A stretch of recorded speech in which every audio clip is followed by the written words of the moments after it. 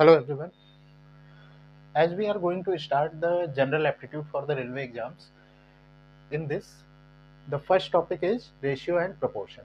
इसमें बेटा दो टॉपिक्स आपको मेजरली पढ़ने हैं, एक रेशियो एंड प्रोपोर्शन और दूसरा है परसेंटेज। ये दो टॉपिक्स आप ऐसा एज्यूम कर सकते हो कि बिना इसके आप जनरल अर्थमेटिक्स के जो क्वेश्चंस है वो आपके लिए बहुत ज़्यादा हार्ड हो जाएंगे, और अगर आप इन दो टॉपिक्स को अच्छे से कर लेते हो तो अप्रॉक्सीमेट 30% जो आपका पूरा सिलेबस है वो रिड्यूस हो जाएगा, क्योंकि हम इसे बहुत आसानी से इनकी मदद से कर सकते हैं। ठीक है, तो चलिए अब देखते हैं रेशियो एंड प्रोपोर्शन में जो यहाँ पे सबसे फर्स्ट टॉपिक है। देखो बेटा, जनरली अगर हम बात करते हैं रेशियो एंड प्रोपोर्शन की, ये कंप्लीटली एक यूनिट है जिसमें से आज हम केवल और केवल डिस्कस करेंगे रेशियो के बारे में, और प्रोपोर्शन के बारे में नेक्स्ट क्लास में डिस्कस करेंगे या रेशियो खत्म होने के बाद करेंगे। ठीक है, अब बात करते हैं रेशियो की। तो रेशियो बेसिकली है क्या बेटा, कि मान लीजिए मैंने आपके सामने दो नंबर्स लिखे 20 और 1:30, तो क्या ये रेशियो में है? नहीं सर, ये रेशियो में नहीं होगा, क्योंकि सबसे पहली चीज क्या होनी चाहिए कि ये जो है हमेशा सिंपलेस्ट फॉर्म में होने चाहिए। अगर मैं इसको सिंप्लीफाई करूं, इन दोनों के बीच में जो कॉमन फैक्टर है वो है आपका 10। अगर हम उसे रिमूव कर दें तो हमारा ये रेशियो बन जाता है 2:3। तो ये हम कह सकते हैं कि ये रेशियो में है, लेकिन ये रेशियो में नहीं है। यहां तक क्लियर है? अब अगर हम बात करें बेटा दूसरी चीज, अगर मान लीजिए मुझे किसी वेट का और लेंथ का रेशियो निकालना हो तो ये भी हम नहीं निकाल सकते हैं। मान लीजिए जैसे मैंने आपसे लिखा 2 मीटर और इसका रेशियो मैं लिख दूं 5 kg, तो ये रेशियो भी प्रॉपर नहीं है। हम हमेशा जो रेशियो निकालेंगे वो सेम यूनिट्स में ही निकाला जा सकता है, अदर यूनिट्स में हम नहीं निकाल सकते। ठीक है ना, क्लियर है? अगर मुझे लेंथ में रेशियो चाहिए तो हम लेंथ का रेशियो लेंथ के साथ ही निकाल सकते हैं, 2 मीटर इंटू 5 मीटर, और दूसरा लिख सकते हैं, या फिर मास में चाहिए तो मास में निकाल सकते हैं, 5 kg/10 kg। ये रेशियो आप लिख सकते हो। यहाँ पे ये भी रेशियो में नहीं होगा। क्यों? क्योंकि यहाँ इन दोनों के बीच में एक कॉमन फैक्टर है 5, तो ये भी एक्यूरेट रेशियो नहीं है, हमें इसे सिंप्लीफाई करना पड़ेगा। तो ये 1:2 का रेशियो यहाँ पे आएगा, और ये केजीज में। क्लियर है? तो रेशियो की सिंपली अगर हम डेफिनेशन देखें या रेशियो का यूज क्या है, तो रेशियो को हम यूज करते हैं बेटा दो नंबर्स में ये आइडेंटिफाई करने के लिए कि दोनों में से कौन सा नंबर बड़ा है और कौन सा नंबर छोटा है। सिंपली इसकी जो डेफिनेशन दी जाती है वो यही कहा जाता है, the comparison between two numbers which are in their simplest form to identify which one is the biggest and which one is the smallest. बड़े और छोटे के बीच में अगर हमें कंपैरिजन करना हो तो उसके लिए हम क्या निकालते हैं? रेशियो। क्या यहाँ तक की बात क्लियर है? अब बात करते हैं बेटा, इसमें टोटल जो क्वेश्चंस बनते हैं रेशियो और प्रोपोर्शन इस पूरी यूनिट में, ये आपको 5 टाइप्स के क्वेश्चन मिलेंगे। सबसे पहला जो टाइप मिलेगा वो मिलेगा बेसिक क्वेश्चंस का। बेसिक क्वेश्चन में आपके जैसे पेरीमीटर हुआ, एरिया हुआ, इन सब के बेसिस पे जो क्वेश्चंस पूछे जाते हैं जो डायरेक्टली फॉर्मूले पे अप्लाई हो जाए। कि आपको मैं एक रेक्टेंगल दे दूं और उसमें कह दूं कि सर रेक्टेंगल की लेंथ और ब्रेड्थ का रेशियो 2:3 है, 2:5 है, 5:7 है, इस तरीके का रेशियो दे दें और पेरीमीटर की वैल्यू दे दें, लेंथ ब्रेड्थ पूछ लें या कोई और क्वांटिटी वॉल्यूम पूछ लें क्यूबॉइड के सेंस में, या फिर सरफेस एरिया पूछ लें। इस सब तरीके के फॉर्मूले के बेसिस पे जो क्वेश्चन होंगे वो क्या हो जाएंगे? बेसिक क्वेश्चन में आते हैं। अब अगर हम बात करते हैं सेकेंड टाइप का, ये क्वाइन बेस्ड होते हैं। क्वाइन बेस्ड भी हो सकते हैं या फिर नोट बेसिस भी हो सकते हैं, कि आपके सामने दो तरीके के नोट्स रखे हुए हैं, 10 रुपीज़ की नोट्स है और 200 की नोट्स हैं। दोनों का रेशियो है 10:2, या फिर ऐसा मान लें दोनों का रेशियो दिया हुआ है 55:72। इस तरीके से मैंने दे दिया कि 55 नोट्स हैं 10 रुपीज़ की और 72 नोट्स हैं 200 रुपीज़ की, तो नेट प्राइस या फिर इनसे रिलेटेड कुछ और क्वेश्चन बनाए जा सकते हैं। इस तरीके के क्वेश्चंस बहुत सिंपली आ जाएंगे आपको, इसमें कोई दिक्कत नहीं है। थर्ड जो टाइप है बेटा वो है मिक्सचर बेस्ड। मिक्सचर में जो क्वेश्चंस होंगे, दो चीज़ों को, सिंपली ये इसके नाम से क्लियर है कि दो से ज़्यादा चीज़ों को मिक्स किया जाए, दो या दो से ज़्यादा चीज़ों को मिक्स किया जाए, आपस में एक दूसरे के साथ उन्हें मिक्स किया गया है। बेसिकली इसके क्वेश्चन केमिस्ट्री बेस्ड आज के समय में आने लगे हैं, जिसमें एक सॉल्यूशन बनाया गया है जिसमें दो कंपाउंड्स हैं, इनको इस फॉर्म में मिक्स किया गया है, तो क्या रिजल्ट बनेगा या क्या आउटकम बनेगा, मास का कितना इम्पैक्ट होगा, ये सारी चीज़ें यहाँ पे दी जाती हैं। ठीक है, सबसे ज़्यादा जो इसमें पूछा जाने वाला पार्ट है वो है इनकम, एक्सपेंस और सेविंग्स बेस्ड, यानी कि कितनी इनकम हो रही है और एक्सपेंस कितना है, सेविंग कितनी है, ये सारी चीज़ें जो क्वेश्चंस बनते हैं, इसके क्वेश्चंस आपने बहुत सारे देखे होंगे, ये सबसे मेजरली पूछा जाने वाला पार्ट है। मिसलिनियस में बेटा थोड़ा सा क्वेश्चंस का जो फॉर्मेट है वो बदलेगा, इसको सबसे लास्ट में हम लोग डिस्कस करेंगे। क्लियर है? चलिए देखो बेटा, रेशियो में जो टाइप्स के क्वेश्चन बनते हैं, आज हम 4-5 टाइप के क्वेश्चंस को डिस्कस करेंगे। इसमें जो सबसे फर्स्ट टॉपिक है टाइप ए, इसमें अगर हम बात करें, इसमें क्वेश्चंस इस तरह से आपको दिए गए होंगे और इन सारे नंबर्स के बीच में हमें रेशियो निकालना है, जैसे कि 2:3:1/4:1/1/5/6, इन सब के बीच में हमें रेशियो निकालना है। तो अब इसको निकालने के लिए हमें क्या करना है, कैसे निकालना है? अब ये बेसिकली अगर आप जनरल अरिथमेटिक मैथ के बेसिस पे जाओगे तो बेटा इसको अपॉन में रख करके और फिर हमें सॉल्व करना पड़ेगा, लेकिन इतना टाइम हमारे पास वहाँ पे होता नहीं। तो हमें इसे क्विकली करने के लिए सिंपली क्या करना है बेटा, इनमें जो भी डिनोमिनेटर है उस डिनोमिनेटर के, क्योंकि डिनोमिनेटर्स को हमें फाइनली कट आउट करना है, सिंप्लीफाई करना है, तो हम इन सब का अगर हम 3, 4 और 6 का एलसीएम निकालें तो ये एलसीएम आ जाएगा 12। यहाँ तक की बात क्लियर है? अब इस 12 को आप इन नंबर्स में डायरेक्टली मल्टीप्लाई कर दो, यानी 2/3 into 12, 1/4 into 12 is to 5/6 into 12। Clear है? अब यहाँ से जो आपको वैल्यू मिलेगी ये मिल जाएगी, जब आप इसे सिंप्लीफाई करोगे तो ये हो जाएगा 8, यहाँ पे सॉल्व करेंगे तो ये हो जाएगा 3 और यहाँ सॉल्व करोगे तो ये हो जाएगा 10। तो हमारा जो रेशियो आएगा इन दोनों नंबर्स का वो क्या आ जाएगा, 8:3:10। क्या ये बात क्लियर है? सेम इसी तरीके से अगर हम इसमें भी बात करें 2, 5 और 10, इन सब का अगर हम एलसीएम निकालें तो सिंपली वैल्यू क्या आएगी, 10। अब इस 10 को हमें मल्टीप्लाई करना है। अब ये स्टेप मैंने आपको समझाया, इसे आपको मेंटली करना है। अगर मैं इसमें 10 से मल्टीप्लाई करूंगा तो बेटा ये वैल्यू आएगी 5, यहाँ पे करूंगा तो आ जाएगा 4 और यहाँ करूंगा तो 3। तो इसका जो रेशियो होगा वो क्या आ जाएगा, 5:4:3। क्या ये बात क्लियर है? चलिए अब देखते हैं यहाँ पे, अगर दूसरे टाइप के क्वेश्चन में क्या दिया गया है कि हमें कहा गया a/5 is equal to b/4 equal to c/7, इस तरीके का कोई क्वेश्चन दिया गया। अब अगर मुझे यहाँ पे ए बी सी का रेशियो निकालना है तो आपको कुछ नहीं करना है बेटा, ये ध्यान देना है कि इस न्यूमरेटर के साथ जो मैग्नीट्यूड होना चाहिए वो हमेशा 1 होना चाहिए। तो इसके लिए आप क्या करोगे, यहाँ पे तो 1 है ही, इसमें कुछ नहीं करना है, डायरेक्टली आप क्या कर देंगे, जो भी डिनोमिनेटर में वैल्यू है वही आपका क्या हो जाएगा, रेशियो 5:4:7। अगर यहाँ पे 1 नहीं है तो हमें इसे 1 बनाना पड़ेगा। तो इस 1 को बनाने के लिए हमें क्या करना है बेटा, ऊपर के नंबर्स का 2, 4 और 3, इन तीनों का क्या कर लीजिए, एलसीएम ले लीजिए। यहाँ पे जैसे जो क्वेश्चन दिया हुआ है 2a/3 equal to 4b/5 equal to 3c/4। अब हमें इसका एलसीएम लेना है 2, 4 और 3 का, इसका एलसीएम आएगा 12। अब कुछ नहीं करना, यहाँ पे 2a और जो भी एलसीएम है उसको डिनोमिनेटर में मल्टीप्लाई कर दो, equal to 4b/5 into 12 equal to 3c/4 into 12। अब जब आप इसे सिंप्लीफाई करोगे तो 2 से 12 को ये सारी चीज़ें आप सिंप्लीफाई कर लेंगे तो फाइनली जो वैल्यू हमें मिलेगी a/18 equal to b/15 and c/16।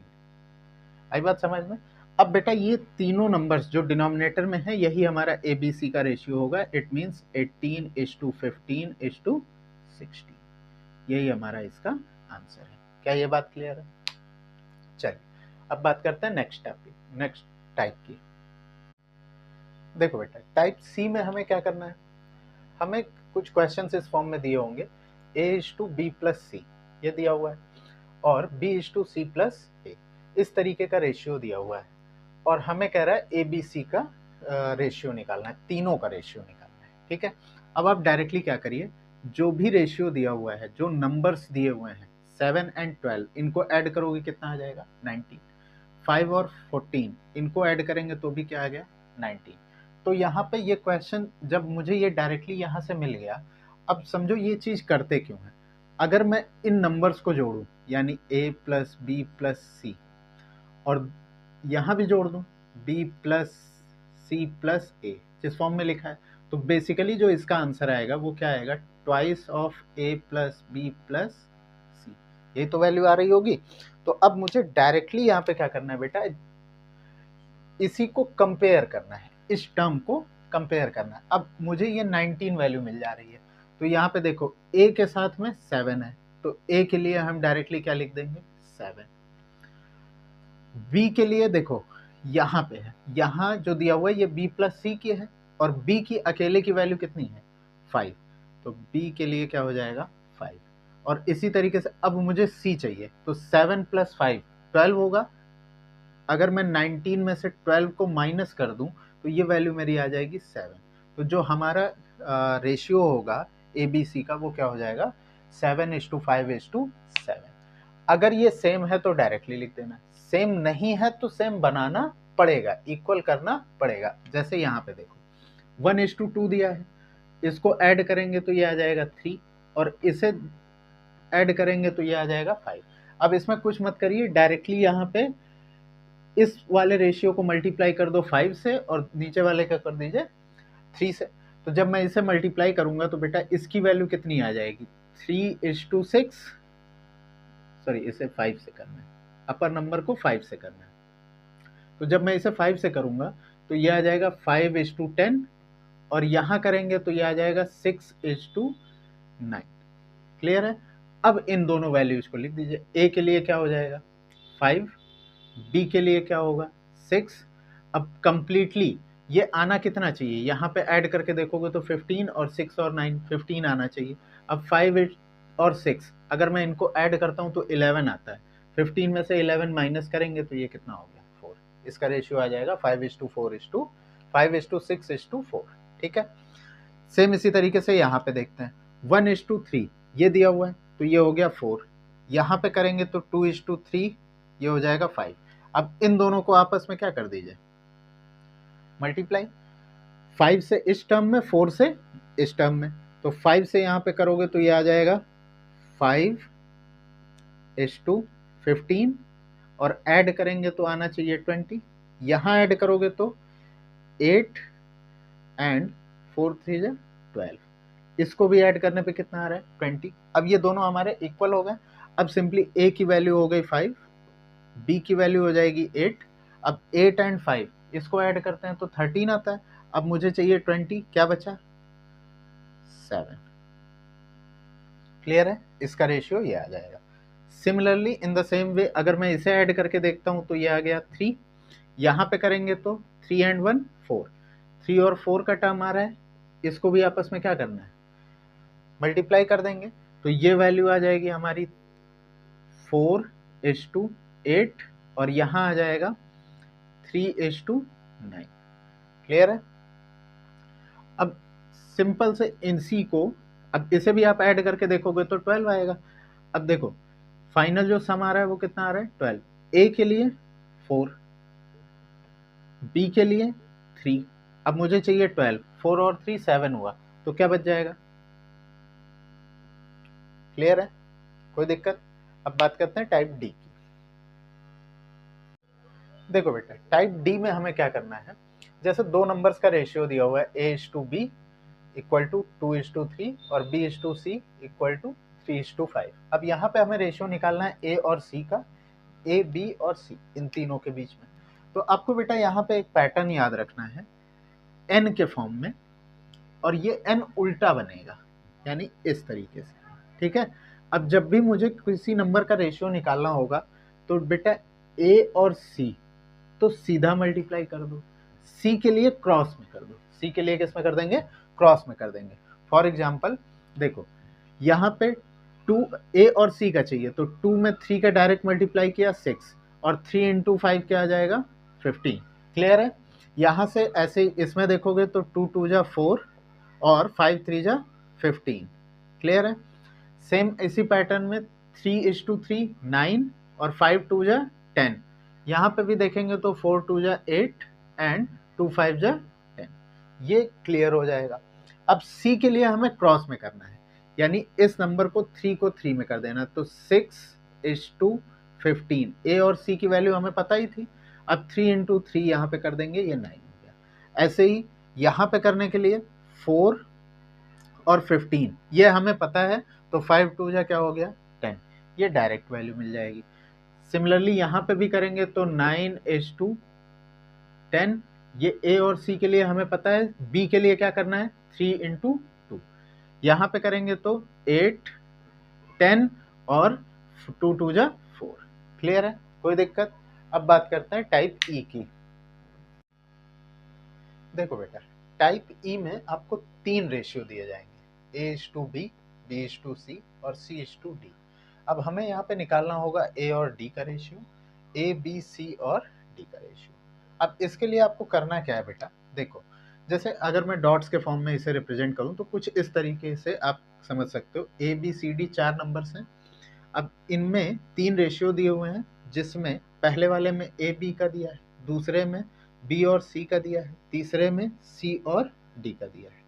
First में यहाँ, सेकंड में ये पोर्शन और थर्ड में ये पोर्शन, ये दिया हुआ है। अब मुझे जब चारों का रेशियो चाहिए होगा तो इसी तरीके से मल्टीप्लाई करना है। ए और डी के लिए तो डायरेक्ट सीधा कर दीजिए मल्टीप्लीकेशन। केवल बी और सी के लिए दिक्कत है, समझते हैं। देखो कैसे होगा ये। ए और डी के लिए डायरेक्टली मल्टीप्लाई करो तो 1 को 1 में करेंगे 1 आएगा, फिर से 1 को 1 में करोगे 1 आ गया। डी के लिए 2:4, 2 2 जा 4, 4 2 जा 8। ये ए और डी का रेशियो हो गया। सिमिलरली यहाँ भी करोगे तो 2 3 जा 6 एंड 5। क्लियर है। अब बात करते हैं बी और सी की वैल्यू कैसे आएगी। तो बी के लिए आप क्या करोगे बेटा, यहाँ से स्ट्रेट बी के लिए नीचे से उल्टा चलना है। 1:1, 1 × 1 1 हो गया, और इसको 2 में मल्टीप्लाई कर दो। ए और डी की वैल्यू सेम रहेगी 1:2। अब यहाँ से चलेंगे तो 1 × 1 1 हो गया, और इसको 2 में मल्टीप्लाई करेंगे तो यहाँ आ गया 2। ये हमारी हो गई बी की वैल्यू। सिमिलरली सी के लिए अब ऊपर से चलना है, तो ऊपर से सीधा चला और इसके बाद तिरछा कर देंगे, तो 2 2 जा 4, 4 1 जा 4। और डी हमने पहले ही निकाल रखा है। क्लियर है। सेम इसी तरीके से यहाँ पे भी 2 3 जा 6, ये हमारी हो गई ए की वैल्यू। अब 1 3 जा एंड 3 1 जा, तो ये हो गया 3। सी के लिए 1 × 1 1 और × 1 फिर से 1 आ जाएगा। अब डी के लिए डायरेक्टली वही मल्टीप्लीकेशन, तो 5 आएगा। क्लियर है। ये टोटल 5 टाइप्स के जो अलग अलग रेशियो के फॉर्मेट्स हैं, इनमें ये आपके क्वेश्चंस हैं। अब कल से हम लोग इसे नेक्स्ट वीडियो से इसका यूज देखेंगे कि कैसे ये यूज होता है, किस तरीके से हम इसे यूटिलाइज करते हैं ड्यूरिंग आवर क्वेश्चंस। ठीक है।